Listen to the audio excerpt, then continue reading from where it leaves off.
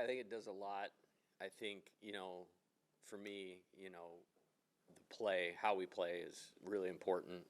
I think there was some good steps forward.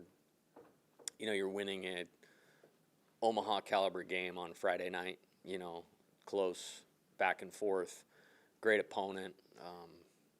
So that there's so much value in that and how we found a way to do that. I thought last night's performance maybe the best game of the year. We've had a lot of good ones, but I thought last night was really good.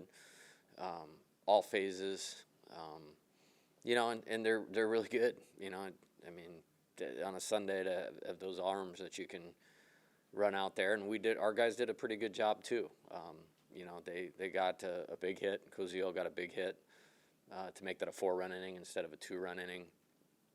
And then, they were able to add on a little bit, at least from my vantage point at the end, was a TV. So I thought our guys, fought, competed fine. I think there's tremendous value in helping us know the roadmap of what we're going to need to do to win in tournament play from this weekend. Innings 4 through 6 were kind of tough for you guys offensively. What was Arkansas doing to make life difficult? I mean, Christian Fouch has thrown 100 miles an hour with 25 inches of induced vertical break. I can say push the ball down, but it's a lot easier from the dugout than the batter's box. So that was 5 of those at bats. Carter, we got to him kind of quickly. I think maybe if we just, got one more hit. I mean, we had the bases loaded there and hit into the double play where we could have tied the game, even with a slow roller. Maybe that helps, but, we gave up some runs late. So I don't know that it would have tipped it. Maybe one more good at bat with guys on base. How encouraging was the relief effort from Chase today? Oh, it's great. Yeah, really proud of him. I said this last weekend, and it proved me correct, I guess, is, it really changes the dynamic of our team when a couple of guys throw the ball well, and I was directly thinking of him because I thought he threw the ball well last weekend too. And he did today and showed some durability, which shouldn't be a surprise because he started for 9 or 10 weeks. But to go 17 pitches the other night, and I think he was up to 58 today, and really effective. I think it ended up being like 4 2/3 innings, which is kind of like a start. So if you're close to 5 innings and less than 2 runs in a start, we'd all be happy about that. And it actually has way more value out of the bullpen. And they're a good lineup. They're a good lineup, and it's hot. And it was an offensive day. So, we just needed a couple more runs to hold a lineup like that down for 9 innings. After, using some bullets to be up 2-0, it's not easy, but, I thought our guys did good, and I thought the guys that didn't, they have a clear path forward to get better. What stretch in this series where in 10 innings you got scored at least 1 run in 8 of 10 innings? I know you talked about Love before, that. You talked about before about being able to add on. Yeah. When you guys are doing that in the penultimate weekend of the regular season, really good timing. Absolutely. And again, the stretch that we're in this league play makes it really hard to just have positive results all the time. And so that's why I'm so about how we train, develop a good process to improve while we're going. Not everybody can improve this time of year. I believe that we can, and I think that's a good thing, and I think that's a good indication of it against some really high-level pitchers. And, we got their starter out in the 3rd inning today, I think. That's a win. Thought it set us up good, but they're one team, and there's not many out there that can do that and can find a way to piece it together. I mean, Parker Coyle that ended the game, it was him, right? Yeah. I mean, I didn't have my usual view from the top step. That's a pretty good dude to roll out for the 13th guy that you've used on the weekend. What was the explanation, I guess, on the ejection? Did they tell you anything? I told him he flinched, he missed it, you did, and he ejected me. So, and then I said he didn't give me a warning. He said he gave our dugout a warning, and a misinterpretation of what I guess that is or was. But, yeah. How important has Luis Hernandez just been to this lineup all season? Yeah, it's great. Today? Yeah, great. He's had a really good SEC season. most of the homers have been in SEC play. Some big hits. Certainly a good one today to get us going.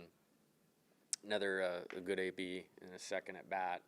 And more than anything is we needed character at that position this year. When you have a relatively, we're not a young team, but we're a very new team relative to what was here last year versus this year. And, you know, the guy behind the plate is really important to the pitching staff. He's important to the offense. He's just a Hall of Fame human being. I would not trade him for anybody. And when he hits, we've had these guys at LSU. Like, there's one guy in the lineup that may not be the headlined guy, but when they go, we're almost impossible to beat. And I feel like Luis is that guy offensively. How about defensively? He seems to really like help the pitchers when Yes. he goes and talks to them, Yeah. and calm them down and everything. What have you seen from him in that aspect? Well, we tell the catchers, this is something I heard somewhere, that, you know, the catcher's job is to be a servant to the pitcher. And, you know, that's block the ball they throw in the dirt. That's encourage them when they need it. That's frame the borderline pitch to help them get the strike.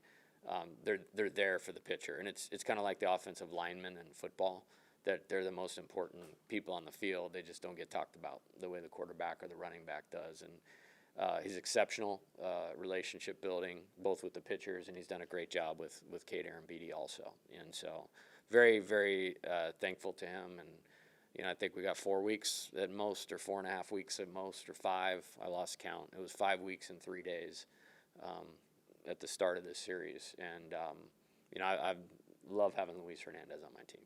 I know you don't like the team looking ahead. Do you look ahead at all? I know you kind of are the one that looks ahead. Yeah. Do you guys feel good about your positioning going into the final week? Oh, of the yeah, season? absolutely. Where Yeah. you hope to finish? Yeah, you know, I had a kind of a thing last Sunday night, and I was just sitting at home late, really late, because we got home late. And then I was just thinking about the game that day and the series, and, you know, it was a little bit like, okay, if I could have gone back to January and gone, okay, this is your positioning. You know, you got to decide right now, would you have taken it last week? And I had to, even though I was disappointed we lost the game and in the moment competitor, I did say I would have, and I think we only strengthened that this weekend. With Casey Evans, what's the next step for him to get 4, 5, 6 innings into the game more consistently? Yeah, well, I mean, it was his third start, so he did get 6 against Tennessee. You know, I think there's not a freshman pitcher in the country, because I don't believe there's one in the conference. Maybe there is on one of the teams that we've played that just faced 2 teams that played for the national title last year with a lot of guys back in Arkansas. You know, it's probably the favorite to win the whole thing. So, I mean, what a great starting point. I mean, like, that's a pretty tall ask of Coach Johnson, of that young man. But if there's any pitcher I've had at that age that was ready for it, it was him. And I think he'll have unbelievable value from starting it out that way. And looking forward to next week. You know, with this short week, we'll have to see how we shuffle the deck and do some things. But he's only going to get better, you know. And just like the guys that struggled at the end of the game, like, you know, I'm sure they're disappointed in their performance, but, you know, I have all the faith in the world in Connor and William and Maverick to be big parts of this thing and big parts of what we're going to do going forward. You talked about that dry period between the 4th and the 6th inning, but what, like, I guess making the most of those opportunities, like whether it was stolen bags or crossing plate when the bases are loaded, what does it look like reaching back into maybe last night's performance as you all continue? Yeah, we really documented it yesterday. And we wanted to move on to today, but like what we call our process of winning that we lay out, that like, this is what we're going to be good at. And if we are good at this, we're going to win the game. It was darn near a perfect game last night. Like, I mean, you hit all the marks. You know, 3 quality at-bats in a row. We want to do that 4 times. We did it 5. And we only hit for 6 2/3 innings. We got every guy that got to third with less than 2 outs scored last night. You know, we had 8 walks. You know, so that means we managed the zone really well. So we won the free base war. You know, we won the big inning. We won the most innings in the game. And, I mean, we hit 12 balls 100 miles an hour in 6 2/3 innings. That's about almost 2 an inning. So I think you tie that back to how you do what you do and then try to emulate it. And I don't think the guys didn't try today at all. I think, I'm going to tip my hat to those arms that threw today.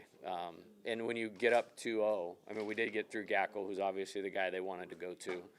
And Jimenez was in there until the very end tonight. We got through those guys in a 1. And then we won so handily last night. They didn't really use the leverage guys. That's what makes it hard to sweep a team that's as elite as Arkansas. So I think we have a good template of how we need to get there, and we'll go to work on it this week again. And I'm really happy we had a game like yesterday that shows the way to that.